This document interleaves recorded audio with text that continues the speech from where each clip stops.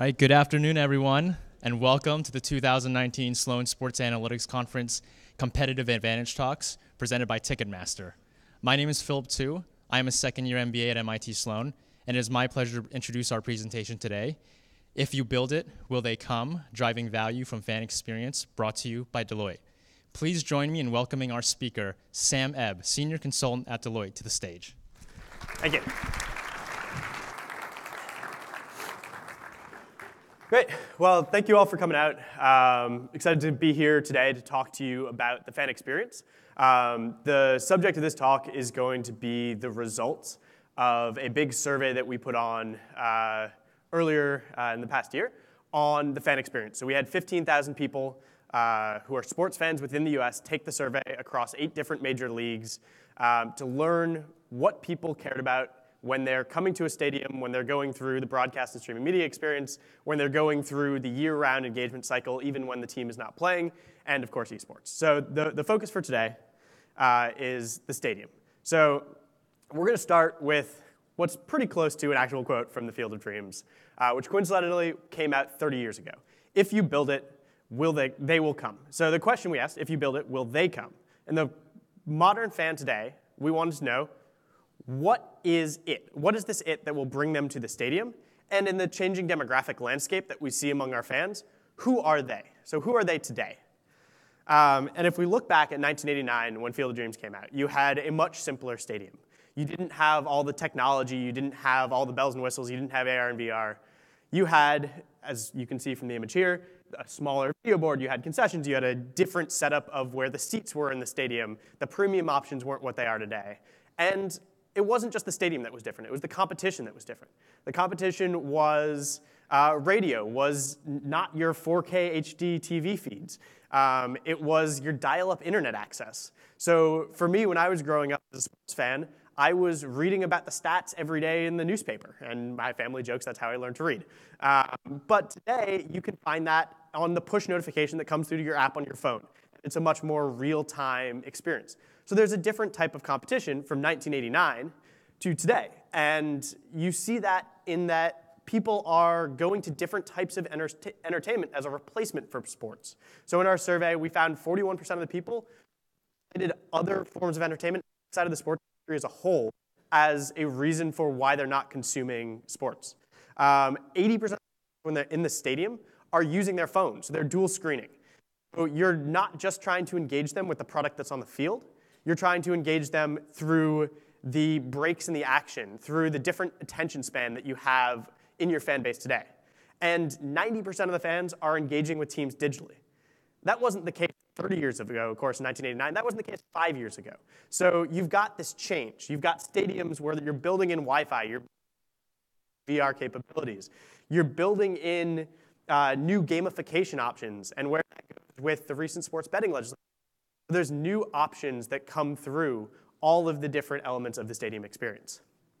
So just to take a step back for a second, today's focus is the stadium experience, but you can't think about the stadium on its own. When you're thinking about fan engagement and fan engagement as a broader subject matter, you've got the year-round engagement structure, and you've got this broadcast and streaming media. Your team isn't playing at home for every one of their games. You have fans who are sitting on their couch watching the game. You have someone who comes to the game for the first time, and they fall in love at the stadium. But to get them to really understand the team, to fall in love with the players, that's going to be through, is it social media, whether it's watching the team on TV, whether it's following streaming videos, watching highlights. It's that entire fan experience that has to come together to create a cohesive experience for today's fan. And as we'll get into a little bit later, it's not just creating a cohesive experience, it's creating a cohesive experience that feels personal to the fan themselves. So they are getting the content when they want, they're getting what they want, and it feels like it's just for them. So let's look at who the fans are. So answering this question of who are they today? And we're going to do a couple deep dives into a couple groups here. The first is the fanatic. So this is your season ticket holder. This is the person who's coming to every game. This is your foam finger body paint, kind of crazy sports fans.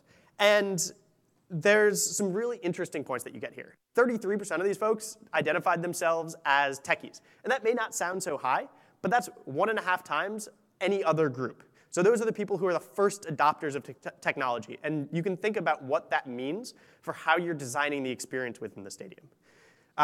If we're looking at how important these people are, they spend twice as much in a year compared to your casual fans.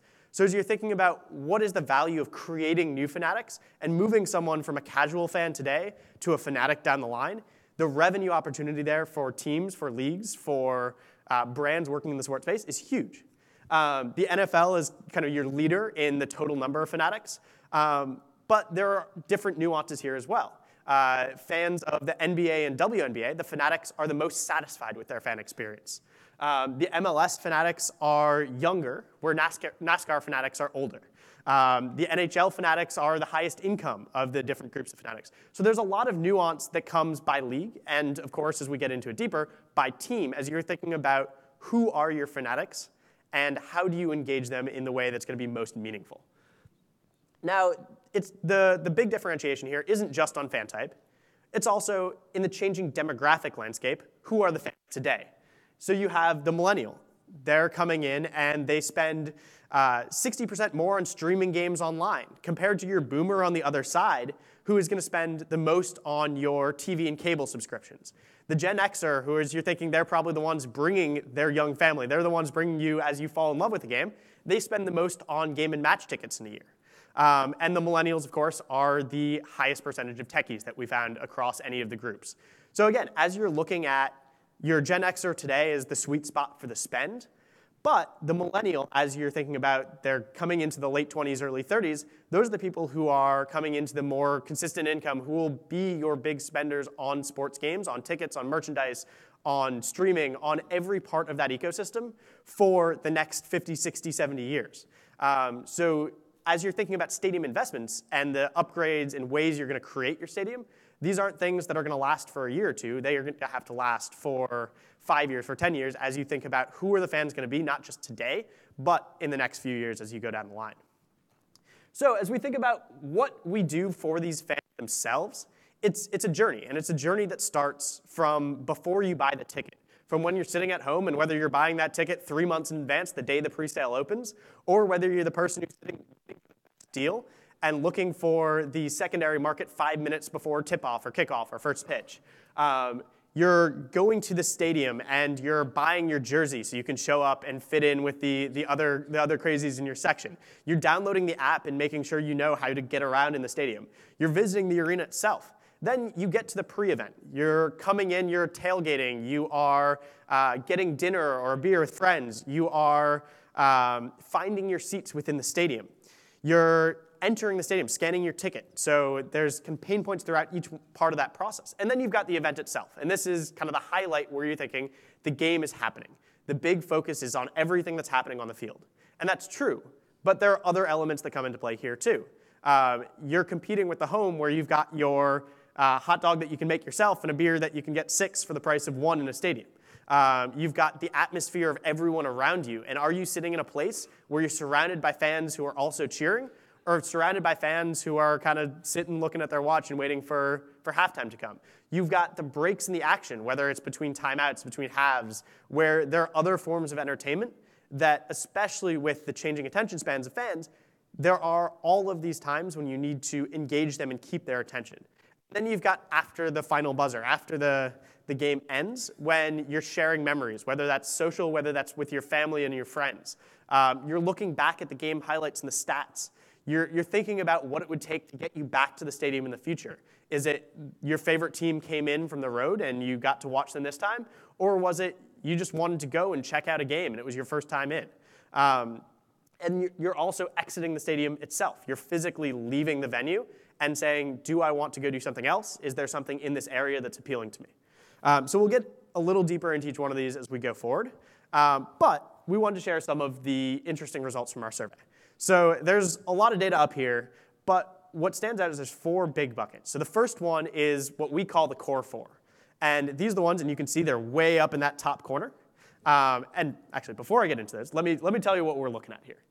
We created 30 different attributes as a part of our survey. And for every one of them, fans gave us the relative importance of the different attributes, which was most important to them, which was least important to them.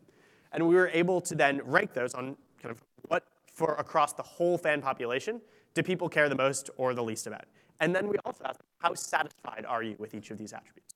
So the 2x2 of the y graphed against the satisfaction on the x. So the core four, these are the ones that stand out. They're highest in importance. They're also highest in satisfaction. They're not perfect by any means. Average satisfaction is somewhere around 78%, but they're more than 2 times as important as the average attribute. And these are things like the quality of the competition I came to watch is compelling. I'm getting the view from the seat that I wanted. I've got a compelling atmosphere in the stadium, and something is clean, comfortable, and safe. And I think that safety part is really important, especially as we've seen in the past couple of years. Then you've got the basics, and it is exactly what it sounds like. This is, I can get in and out of the stadium, I can find my concessions. You can see the one point that is way over on the unsatisfied side of the spectrum. I'm getting value for my concessions at the stadium. Does that surprise anybody? No. All right. And then you've got what we call today's playing field. And this is where stadiums are competing with the other entertainment forms of today. And that is the elements around, I identify with the team that I'm coming to watch. There are other entertainment options during the game that are important to me. And then you've got the differentiators. And these, they fall down into that bottom left corner of not very satisfied, not very important. And some people may say, why don't you just throw those out? And I think it's exactly because they're both low importance and low satisfaction, it's a sign that they haven't done it right. And there's a lot of these that you'll see will underpin different parts of the experience that we talk about throughout the whole thing. And there are opportunities for teams to come in, learn about their fans, and improve that experience as a whole.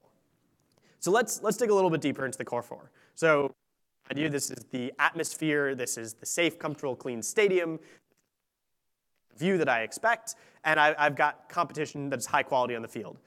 And these are 50% more important than the next closest area. They're also more important for your casual fans than your fanatics. So the people just coming in for their one game a year, these are the things that really matter to them, and this is the things that they really want to track. Whereas the fanatic who's coming in and they're coming to 5 games a year, 10 games a year, 15 games a year, they have more experience. They know exactly what they're going to get from their seat. But they also care about feeling that personalized experience level. And we'll see that as we go through the next set of elements. So the next part is the basics. So this is easy and accessible and easy to navigate. This is you're able to enter the stadium quickly and exit it easily after the event. The concessions are a fair value. And I think there's some really interesting case studies, particularly on the concessions point. And this is the one that had the single lowest satisfaction relative to a study survey. And the example I'll give here is the Atlanta Falcons. And they changed their concession pricing and cut it down almost by half. And they saw over 6,000 fans per game increase in how many people entered the stadium 2 hours before the game started. So thousands of people are coming in because you're now actually a competitive option for tailgating and for the other options that you have around the stadium. And if you get the fans in, you have more opportunities to learn about them, to learn what they like, to allow your sponsors to create value by bring their offerings to the fans' eyeballs, to tailor offers and other entertainment options to the fans throughout this entire fan journey. So once you get them in the stadium, there's so much opportunity to learn about the fans, to tailor the experience, and of course, the Falcons have seen an increase in revenue as a result of lowering the concession prices. So there's a lot of opportunity here for teams to help figure out where that sweet spot lies in terms of getting the fans in and helping make that experience better and identifying the key pain points. So the next part is the attributes we call today's playing field. And this is access to unique live experiences. This is premier concession options.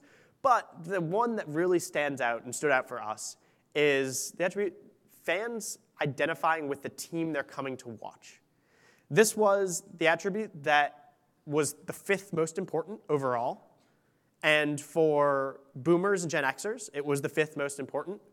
For millennials, on the other hand, it was 10th or 11th. It fell behind all of the elements around having a personalized experience, having unique entertainment opportunities that they can't get inside the stadium. So as we're thinking back to how do we design our stadium today for the fans of today and tomorrow, there are elements here about it's not just the team. It's not just the generation that grew up reading about the local team in the paper, not being able to necessarily follow road teams on TV. It's today where you can follow your favorite player from team to team to team to team. You're coming to the stadium looking for these unique opportunities that you can get and these unique experiences that you're not going to find anywhere else.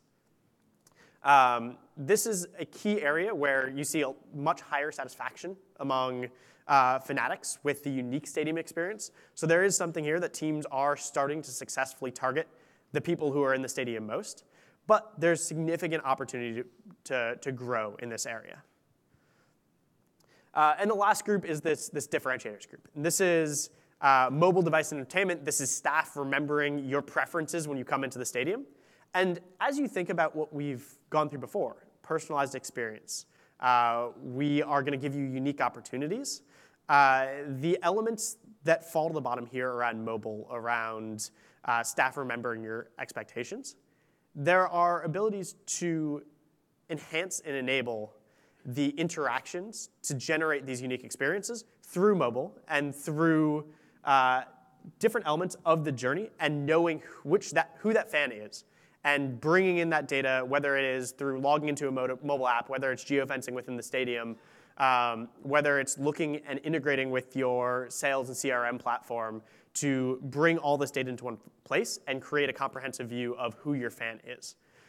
So while you see really low satisfaction across all these areas and the importance is quite low, I think these elements are the ones that are going to give the underpinning of how do we create a unique, differentiated fan experience that when you're seeing the quality of VR improve, when you're seeing the quality of TVs improve, and the draw of staying home, staying on the couch, what's going to make it that keeps the stadium exciting?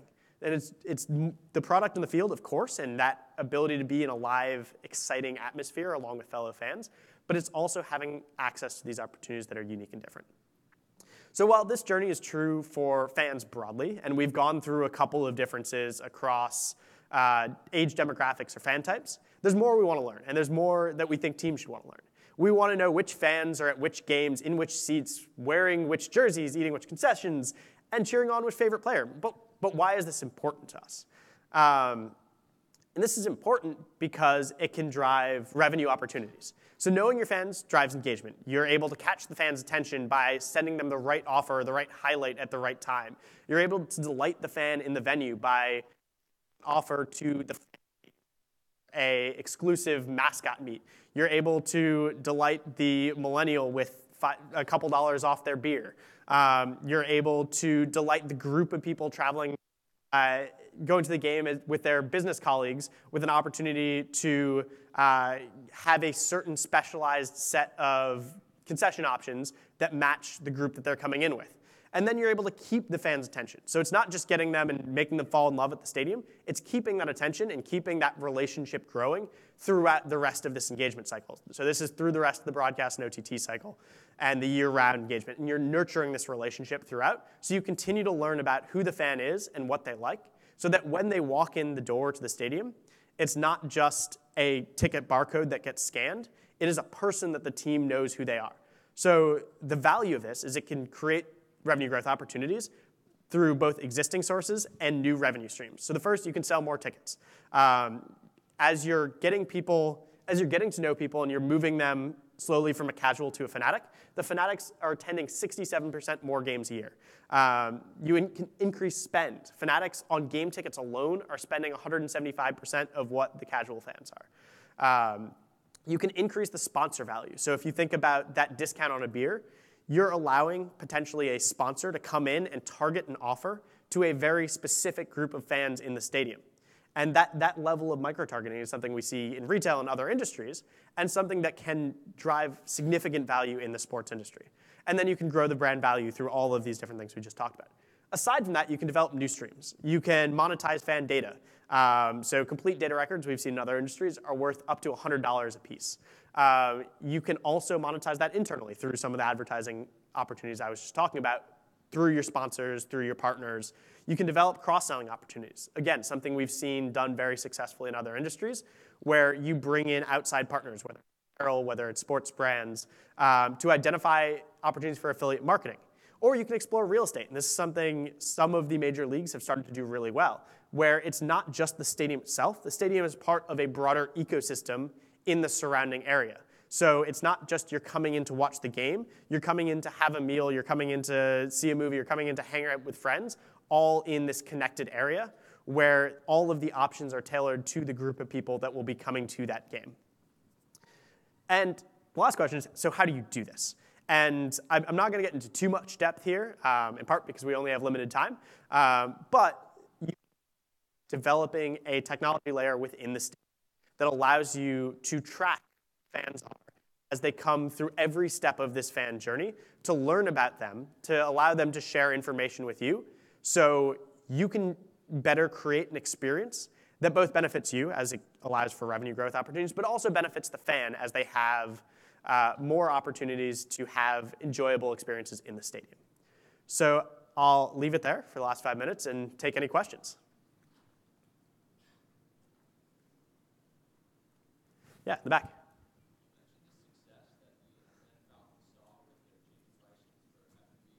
Yep.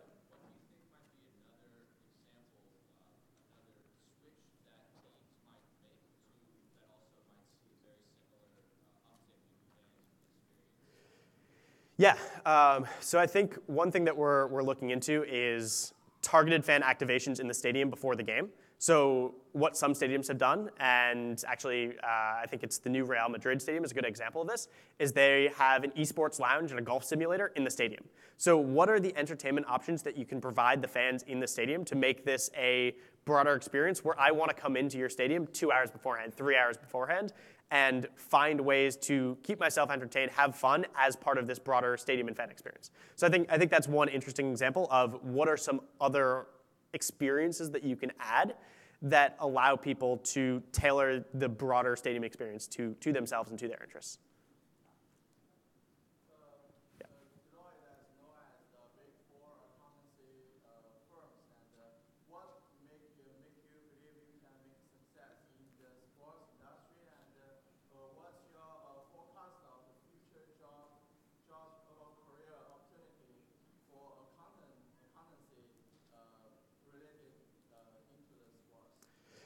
Yeah, so Deloitte as a firm, we've got offerings within the sports industry across all of accounting, risk, tax, and consulting.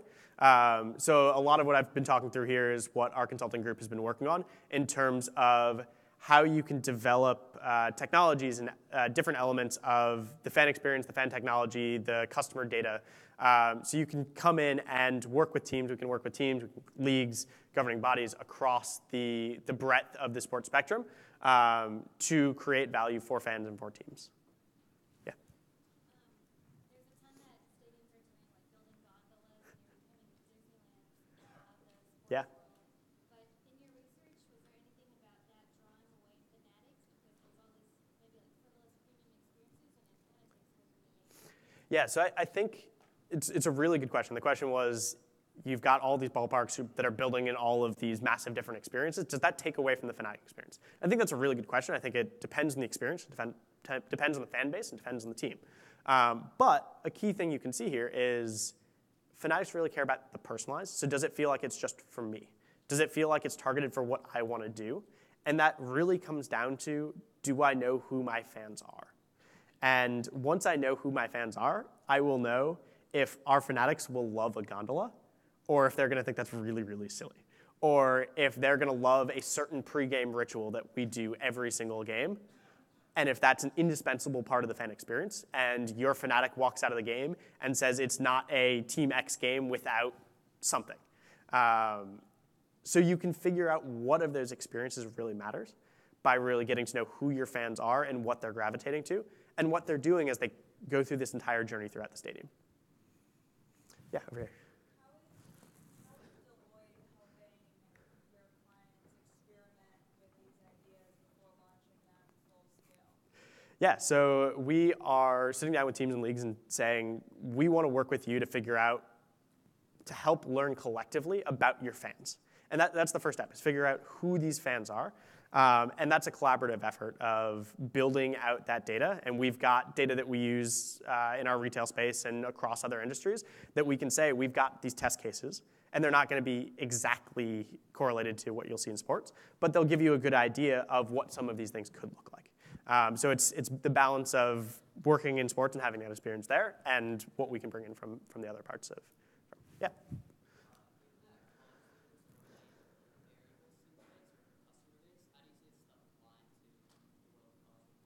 Yeah, so I actually think college is a really, really interesting use case for this, because you think about the college student who's sitting behind the basket in the student section day one, and 4 or 5 years later, when you're 22, 23, 24, you are still a fan of the team, you're still a fan of the school, but you're sitting up in the top rows because you're right out of school and you don't have money to pay for the sideline seats. And then you can track that relationship and continue to build that relationship, sending you the stuff you care about the sports you care about, as you get towards the age where you'll be sitting at midcourt, where you'll potentially become a major donor for one of these schools. So college students, yes, it's a very variable group. They turn over all the time, but it is a group that is very much locked in. You can learn a lot about them through the university as a whole. And I think this is actually a perfect case study for how you can build that relationship and nurture it over time to continue to drive even more value from the fan experience.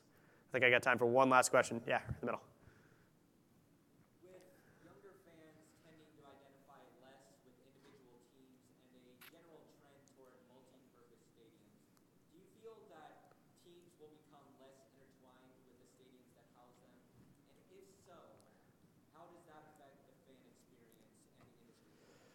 So I don't think teams will necessarily become less entwined with the stadiums that hold them. I think it's a big symbiotic relationship here, where you have to have a stadium that provides the experience and houses the team. So the team is putting the product on the field, you've got your favorite players there, but this coming to the stadium is this unique experience that fans are going to come and do. And if the team can figure out what about our team, what about our players really resonates with the fans, you can then build that into what you see in the stadium. So the Seahawks with the 12th man, and the fans really embody that within the stadium. So I think there are opportunities, and it's not necessarily growing apart. All right, great. Well, thank you very much. I think that's my time.